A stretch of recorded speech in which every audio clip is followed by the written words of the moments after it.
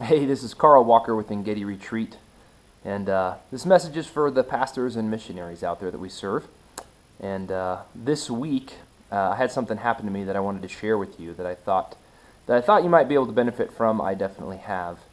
Have you ever had one of those times in your ministry where you're either doing a sermon or you're planning on something, and you realize that the lesson applies a lot more to you than it does the people you are preaching it to? Well, that was one of those moments this week.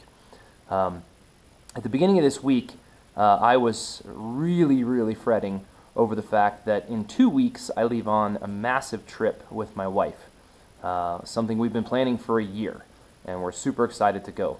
But also, while we're gone, at Engedi Retreat, we are having a massive renovation done. We're having a new roof extension put on the cabin, and we're trying to raise money for a bathroom remodel. Well, as many of you know, I'm a pilot. I fly full-time for a living, so come this Saturday, the day after Good Friday, I go to work for a week, and then I come home straight from that, and after that, boom, my wife and I are gone. So I literally had about 4 days to complete everything I needed to do for this roof extension, for the bathroom remodel, for the taxes that still needed to be filed for Engedi Retreat, all kinds of stuff. And I was really fretting over that quite a bit. Prayed about it, woke up the next morning, and realized, Carl, you tell pastors all the time, use the people around you. And if you're getting ready to go take a break, use the people around you to complete what you normally do. And I thought, oh man, I haven't even done that.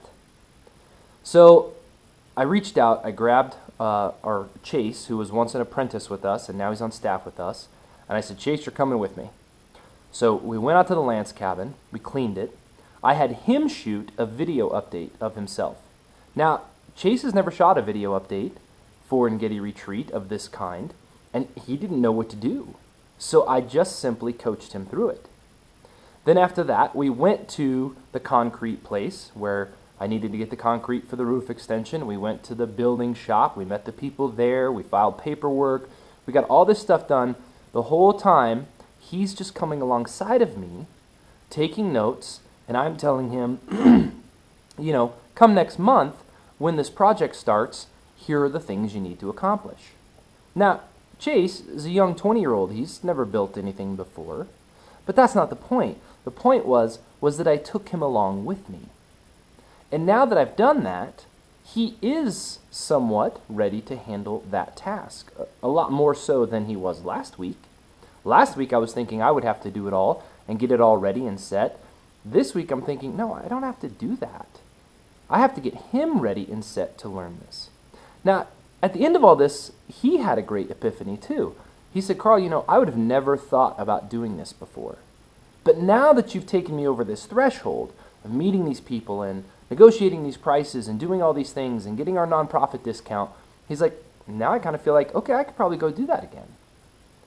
So my question for you is, as we rush up here on the Easter holiday, and many of you I know, because you've written me and called me, are in a rush. You've got way more to handle than you can possibly do between now and Easter. So my question for you is, who can you grab? Who can you say, hey, come with me. I have to force you to learn to do something if we're all going to accomplish this task before Easter, or before whatever it is, whenever you're watching this video. Who can you grab? And as I was thinking about today, I realized, Jesus didn't preach at people. And then, like we do oftentimes in ministry, we preach at people and then we say, okay, go out and there's your mission field. Go do that. He didn't do that. Jesus said, follow me. And then he went around to all these places and he showed them what he did.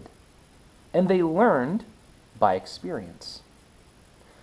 So much so that even his prayer time,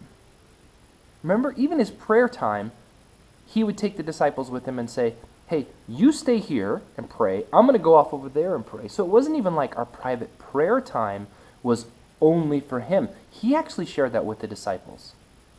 So I want to encourage you today to do a little bit what I've done this week Probably a little late. I probably should have started this a month ago with Chase and Corey, one of my other staff members who live here in town. But better late than never. Okay? So I want to encourage you as a pastor and a missionary, wherever you're at, whatever you're doing right now, to look around you and say, who can I grab? Who can I grab and say, follow me? I'm going to the hospital because I need to visit some sick people. I'm going to a meeting because I need to do this. I'm taking you to the store because I need to buy groceries for the potluck. It doesn't matter what it is. If they've never done it before, you are discipling them and you are teaching them to do what you do. So I want to encourage you this week to do that, to really think about that. I also want to encourage you to start planning your rest. I'm always telling you to do that. I want you to keep doing that. Plan your rest. Plan it ahead. Save for it. Train for it. Take it. So I love you guys. I hope you guys are going to have an awesome Easter and really be blessed by the Lord during this time. I'm Carl Walker with Engedi Retreat. Love you.